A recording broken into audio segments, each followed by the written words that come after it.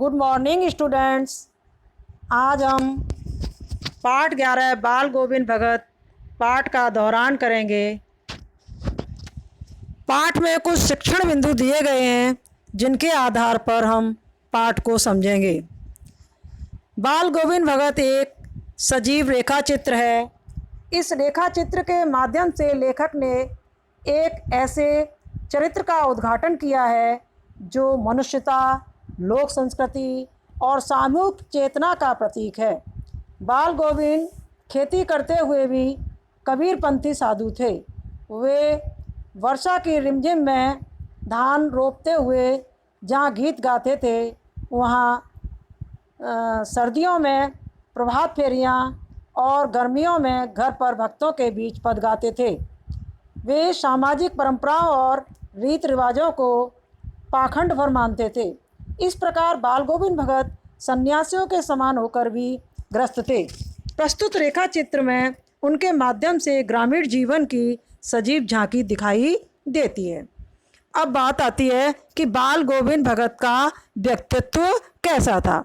तो बाल गोविंद भगत मझोले कद के गोरे चिट्टे आदमी थे। उनके चेहरे पर चमकती सफ़ेद दाढ़ी थी। कपड़े बिल्कुल कम पहनते थे। सिर पर कबीर पंथियों के सी कनफटी टोपी रहती थी। जाड़े में काली कमली मात्र ओढ़े रहते थे। मस्तक हमेशा चमकता रामानंदी चंदन और गले में तुलसी माला रहती थी। बाल गोविंद भगत साधु थे, फिर भी वे पूरी तरह ग्रस्त थे। लेखक ने उनके बेटे बहू को देखा था। थोड़ी सी खेती और साफ सुथरा मकान था। अब बात आती है कि वो सच्चे साधु कैसे थे। बाल गोविंद भगत सच्चे साधु कैसे थे। तो बाल गोविंद खेती बाड़ी करते हुए भी साधु थे। वे कबीर को साहब मानते थे। साहब यानी भगवान, उनको कबीर को भगवान मानते थे और उन्हीं के गीतों को गाते, उन्हीं के आदेशों पर चलते थे। वे दो टूक बोलने में संकोच नहीं करते थे। दो टूक बोलना यानी वो स्पष्ट अपनी बात को स्पष्ट कह देते थे और कभी किसी की चीज़ को नहीं लेते थे। उनकी हर चीज़ साहब की थी। साहब यानी भगवान की थी। इसी से खेत में जो कुछ पैदा होता उसे अपने घर से 4 कोस दूर एक कबीर मठ में ले जाते थे। वहाँ से प्रसाद रूप में जो कुछ बचता उसी को घर लाकर गुजारा करते थे। अब बात आती है कि मस्त गायक भगत जी कैसे मस्त होकर के गाते थे। तो लेखक बाल गोविंद भगत के मधुर गीतों पर मोहित था, मुग्ध था। आषाढ़ की रिमझिम वर्षा में जब लोग धान की रोपाई करते थे तो भगत मस्त होकर गाया करते थे। वे स्वयं एक एक पौधे को रोपते चले